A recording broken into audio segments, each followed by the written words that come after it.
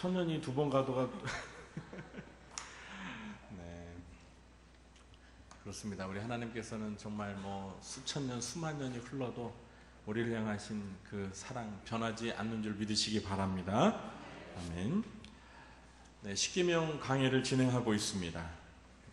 오늘은 제2계명의 말씀을 살펴볼 차례입니다. 제2계명은 우상 숭배를 금지하는 계명입니다. 내용상으로 볼 때 제2계명은 하나님 외에 다른 신을 섬기지 말라는 이 제1계명과 서로 밀접한 연관이 있음을 알 수가 있습니다.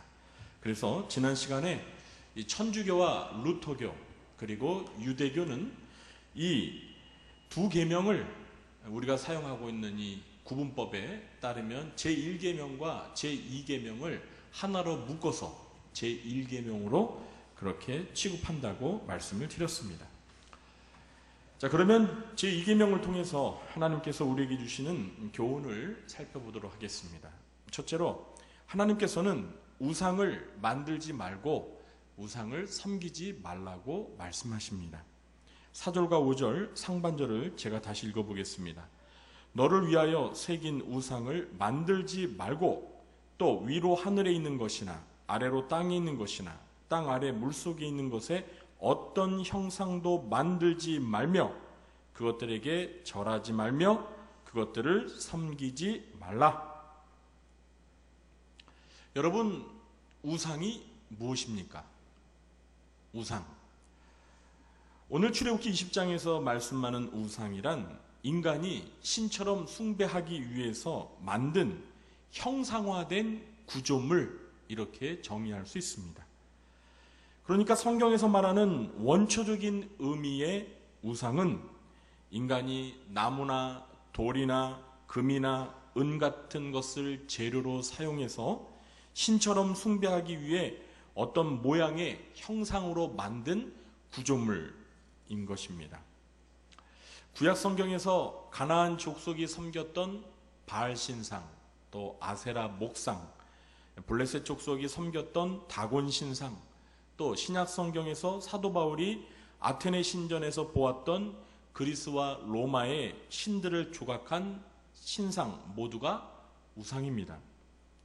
오늘날에도 이 금이나 돌로 만든 불상을 비롯해서 단군 신상 그리고 민간 신앙에서 마을의 수호신처럼 받드는 천하대장군, 지하대장군, 돌하루방 같은 것들도 모두 우상의 일종입니다. 하나님께서는 이런 우상들을 피조물의 형상으로 만들어 제작하는 행위와 그리고 우상에 절하며 숭배하는 행위 자체를 가증하게 여기시고 철저히 금지하셨습니다. 그런데 이렇게 눈에 보이는 형상으로 만든 우상은 아니지만 신약 성경에 와서는 우리의 마음과 삶을 하나님처럼 지배하는 것들도 우상으로 간주합니다. 가령 어떤 사람을 하나님처럼 떠받들어 섬긴다면 그 사람도 우상입니다. 북한의 김일성, 김정일, 김정은 또는 사이비 종교들의 교주가 이런 우상의 대표적인 예입니다. 또한 돈과 명예, 권력, 쾌락 같은 것들이 우리의 마음을 하나님처럼 사로잡고 있다면 역시 그것도 우상입니다.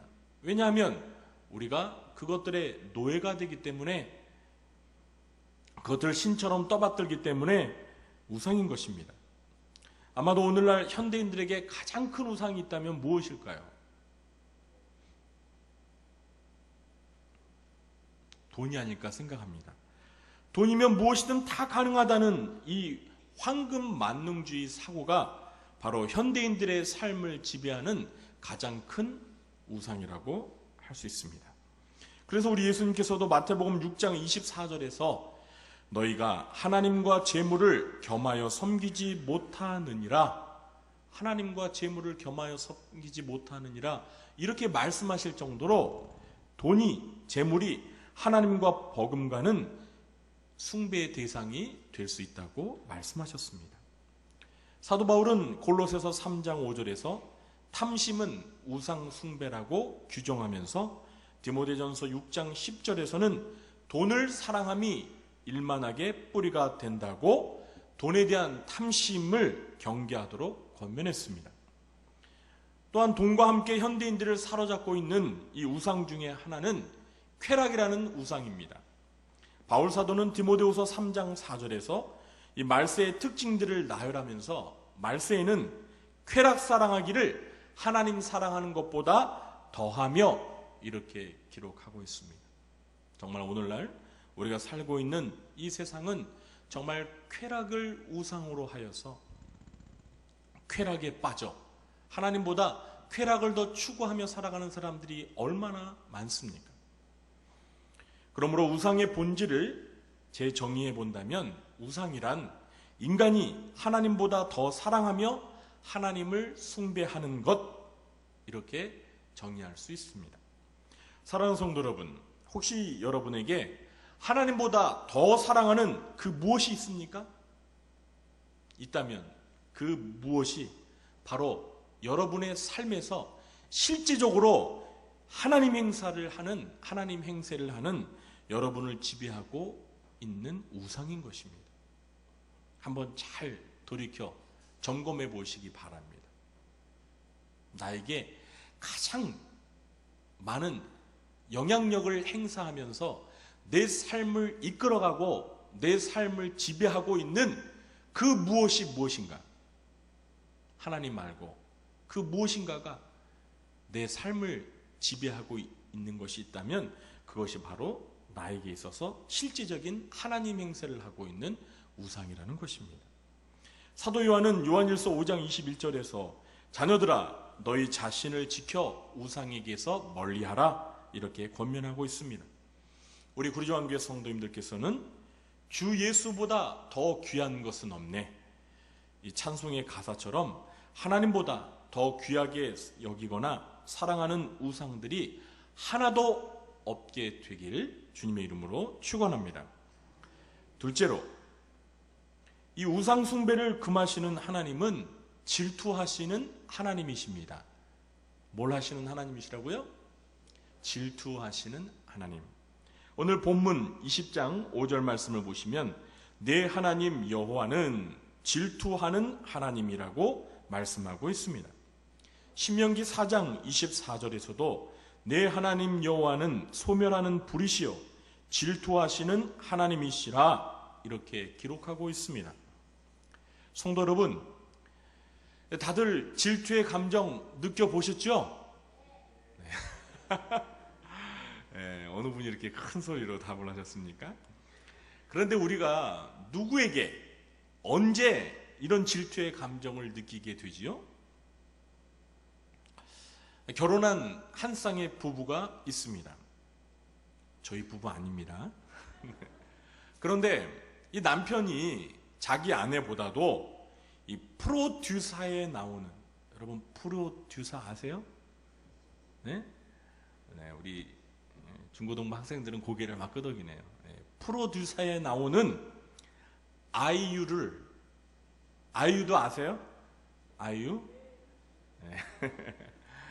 네, 프로듀서에 나오는 그 아이유를 자기 아내보다 더 좋아해서 온통 집안을 아이유 사진으로 다 도배를 해버리는 거예요. 그리고 아이유 사진으로 컴퓨터와 스마트폰 배경화면을 삼고 틈나는 대로 아이유 사진을 쳐다보며 좋아서, 네. 남자들뿐만 아니라 우리 여자분들도 아이유를 좋아하시나요? 네. 그렇게 생활한다고 한번 생각해 보십시오. 자, 그러면 그 아내가 질투심이 생기겠습니까? 안 생기겠습니까?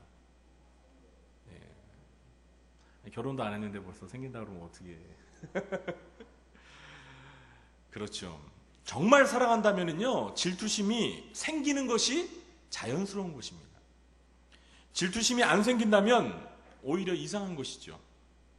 질투의 감정이 안 생긴다면 정말 남편을 사랑하고 있는지, 남편에게 사랑을 받고 싶은지를 냉철하게 점검해 보아야 합니다.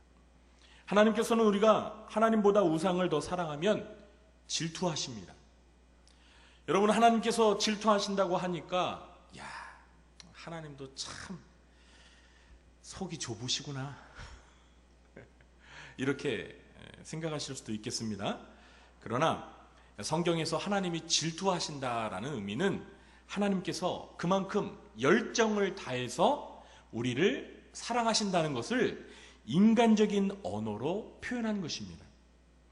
질투심을 느낀다는 것은 그만큼 사랑한다라는 증거입니다. 여러분, 하나님이 저와 여러분을 얼마나 사랑하십니까? 하나님의 사랑은 자기 아들까지도 우리를 위해 아낌없이 희생하는 사랑입니다.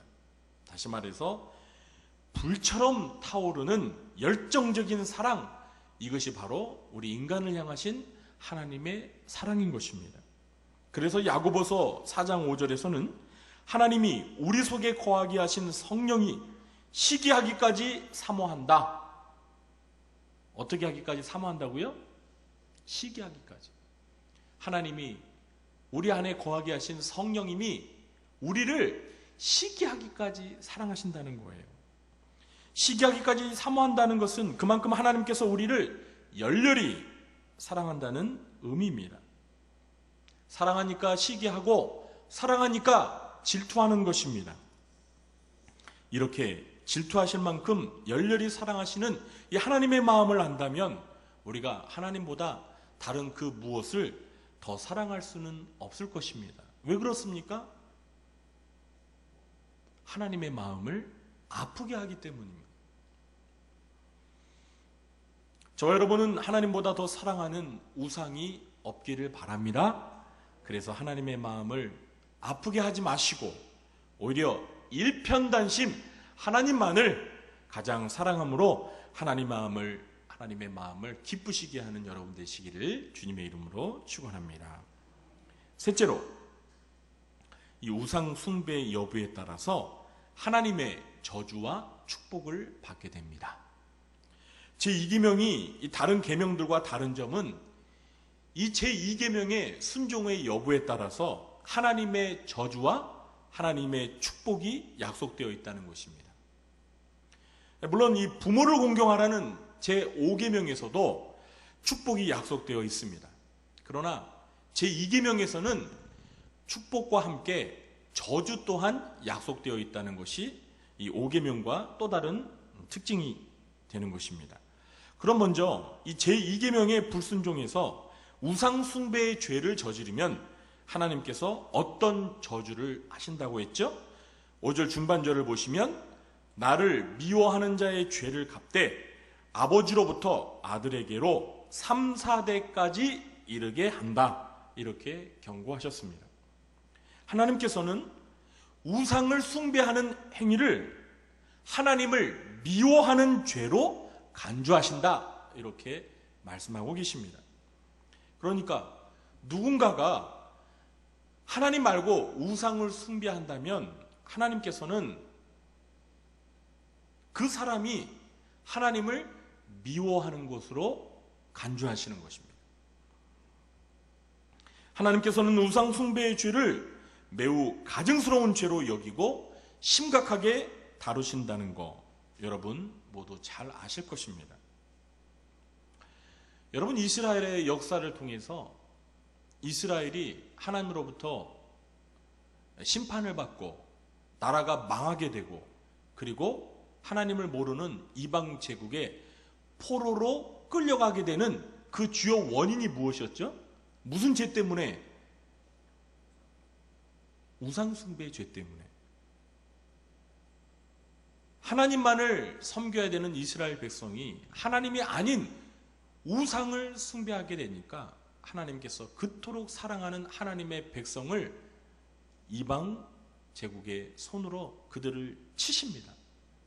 그래서 멀리 타국으로 포로로 끌려가게 하시고 그리고 그들로 하여금 그곳에서 철저히 회개하게 하시고 하나님만을 그들의 왕으로 섬기게 하는 그러한 회개를 통해서 다시 하나님의 땅, 하나님이 주신 약속의 기업의 땅 이스라엘로 예루살렘으로 돌아오게 하십니다. 그만큼 하나님께서는 우상 숭배의 죄를 철저하게 다루신다는 것을 알 수 있습니다. 자, 그러면 왜 하나님께서는 우상 숭배를 이 하나님을 미워하는 아주 심각한 죄로 간주하는 걸까요? 그 이유가 무엇 때문이라고 생각하십니까? 우상 숭배의 죄를 하나님의 입장에서 한번 생각해 보면 우상 숭배가 정말 하나님을 불쾌하게 만드는 하나님의 인격을 모독하는 심각한 죄라는 것을 알 수가 있습니다. 한번 이런 예를 들어볼까요? 여러분 혹시 댁에서 애완견 키우시는 성도님들 계시죠? 네. 개 얘기를 좀 해보겠습니다. 우리 개를 좋아하시는 분들이 계신데 이해하고 들으시기 바랍니다. 어떤 아내가요, 이 배고픈 남편에게 밥을 챙겨주지 않고 개밥은 꼭 챙겨준다고 생각해 보시기 바랍니다. 네. 웃으시는 분들은 다 전력이 있으신 분들입니다. 전과가 있으신 분들입니다. 자, 남편은 지금 배가 고파서 허기져서 여보 좀 밥 좀 차려줘. 나 배고파 죽겠어. 이러는데 남편은 거들떠 보지 않고요. 개밥만 챙겨주는 거예요. 그러면서 그냥 그 개를 끔찍하게 예뻐한다고 생각해 보세요. 그때 그 남편이 어떤 생각이 들겠습니까? 여러분 어떤 생각이겠습니까? 우리 남편분들 솔직히 한번 생각해 보세요. 예? 어떤 생각이 들어요? 네? 네. 어떤 생각이 들어요? 내가 개만도 못하냐? 그죠? 그렇지 않습니까? 아니 내가 저 개만도 못하단 말이야? 아니 개밥은 챙겨주면서 내 밥은 안 챙겨주면 내가 개만도 못하다는 거 아니야?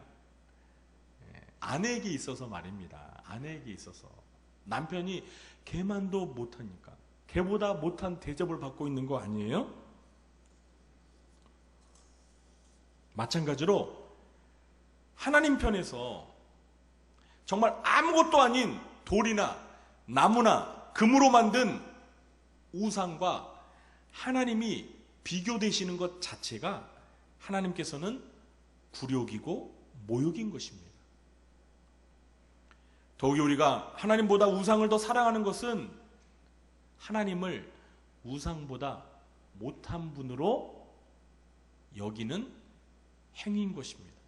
그러니 얼마나 하나님께서 기분이 안 좋으시겠어요. 그래서 우리 하나님께서는 우상 숭배의 죄를 아주 엄격하게 다루시는 것입니다.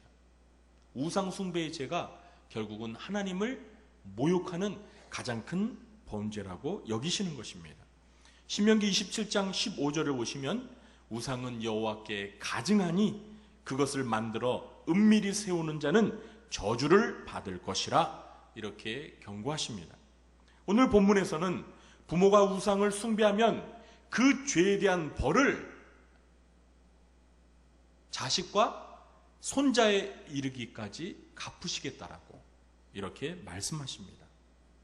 한마디로 우상 숭배하는 집안은 하나님의 저주가 임하여서 패가 망신하게 된다는 것입니다.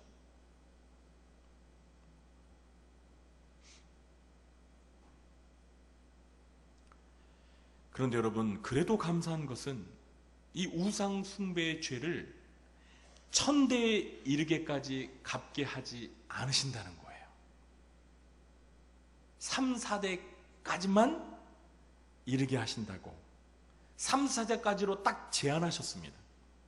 만일 여러분 우상 숭배의 죄를 지었다고 해서 하나님께서 그 죄에 대한 벌을 1000대까지 죄값을 치르게 하겠다라고 하시면 어떻게 될까요? 그 가문은 영원히 하나님의 저주에서 벗어날 수가 없는 것입니다. 그러면 그 후손들이 얼마나 억울하겠어요. 우상 숭배하는 조상을 잘못 만나서 그 가문이 1000대까지 하나님의 저주가 흐른다고 생각해 보세요. 아니 도대체 그 후손들은 뭐가 잘못해서 그 죄에 대한 값을 치르게 된다는 말입니까? 억울하지 않습니까? 그런데 하나님께서 이렇게 심각한 우상 숭배에 대한 죄값을 그냥 3, 4대로 딱 제한을 하셨어요. 이 3세대라는 것은요, 여러분, 성경이 쓰여졌던 당시에는 잘 아시다시피 핵가족 시대가 아니에요. 대가족 시대입니다. 대가족. 그러니까 3, 4대 정도가 동시대에 함께 어우러져서 모여서 살고 있는 시대예요. 우리 옛날에 다 그렇지 않았습니까? 그죠? 할아버지, 증조, 고조까지는 아니어도 어쨌든 3, 4대가 한 지붕 아래에서 같이 사는 것이 사실 옛날 시대의 특징이었어요. 그런데 이 출애굽기가 쓰여졌던 당시에 사람들의 수명은 오늘날보다도 더 많이 살았기 때문에 그만큼 장수하면서 3, 4대를 같이 함께 보면서 한 지붕에서 같이 사는 거예요. 그러니까 할아버지가 우상을 숭배하면 그 당대, 그 3, 4대가 같이 살면서 할아버지가 섬기는 그 우상 숭배에 대한 죄를 그 손자에 이르기까지 그 죄값을 치르게 된다는 거예요. 우상 숭배에 대한 죄의 영향을, 하나님의 징계를 함께 받게 된다는 것이죠. 이해가 되시나요? 반면에 이 제2계명을 지키는 사람들에게는 하나님이 어떤 축복을 약속하셨죠? 6절 말씀해 보니까 나를 사랑하고 내 계명을 지키는 자에게는 몇 대까지 은혜를 베푸신다고요? 1000대까지 은혜를 베푸시느니라. 아멘. 네, 이런 말씀 우리가 읽으면 아멘 하고 믿음으로 받아들이시기 바랍니다. 하나님은 하나님을 사랑하여 우상을 숭배하지 않는 사람에게는 1000대까지 은혜를 베푸시겠다라고 약속하십니다. 물론 여기서 말하는 이 1000대는요, 꼭 문자적으로 실제 1000대를 말하는 것이 아니고 자자손손 대대로 가문을 통해 하나님의 은혜가 지속된다는 강조 용법을 말하는 것입니다. 1000 얼마나 큰 숫자예요? 옛날 시대에 1000이라는 숫자가 가장 큰 숫자로 이렇게 와닿았거든요. 그러니까 하나님만을 경외하고 우상을 숭배하지 않고 오직 하나님만을 믿고 섬기는 그 사람, 그 가문은 정말 자자손손 대대로 하나님께서 은혜를 베푸시겠다, 이렇게 약속하시는 것입니다. 사랑하는 성도 여러분, 죄값을 3, 4대까지 갚으시고 은혜를 1000대까지 베푸시겠다는 이 하나님의 약속을 보면 우리가 믿는 하나님께서는 저주나 벌을 내리기를 기뻐하지 아니하시고 축복과 은혜 베푸시기를 더 좋아하시는 하나님이라는 것을 알 수가 있습니다.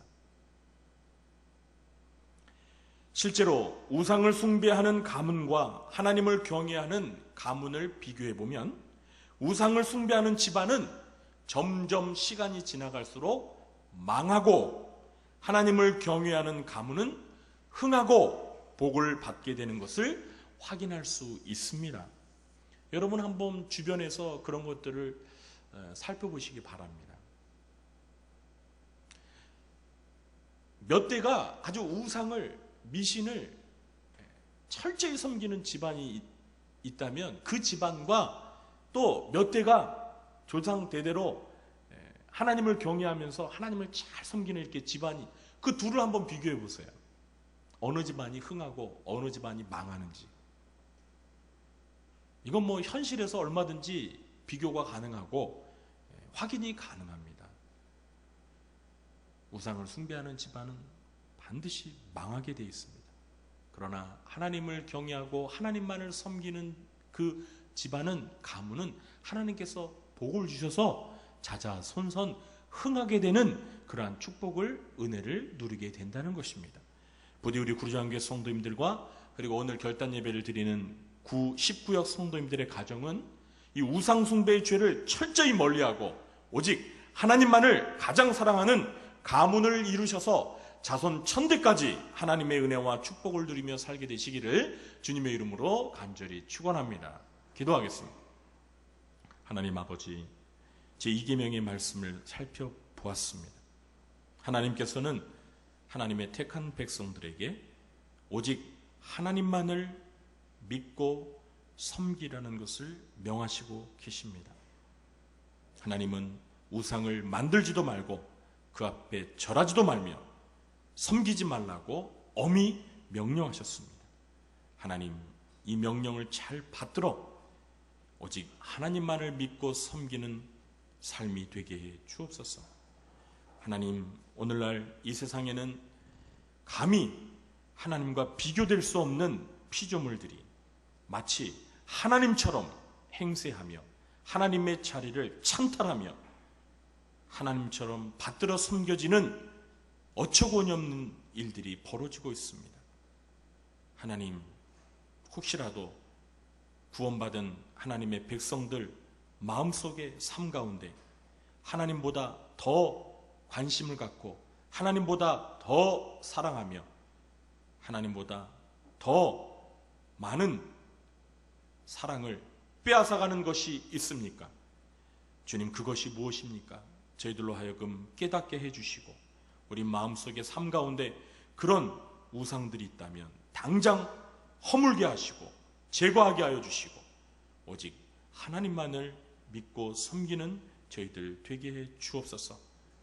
전심으로 하나님을 사랑하고 하나님만을 경외하며 하나님만을 섬김으로 하나님께서 약속하신 천대에 이르기까지 하나님의 은혜와 축복을 누리며 사는 믿음의 가문 되게 해 주시옵소서. 예수님의 이름으로 기도하옵나이다. 아멘.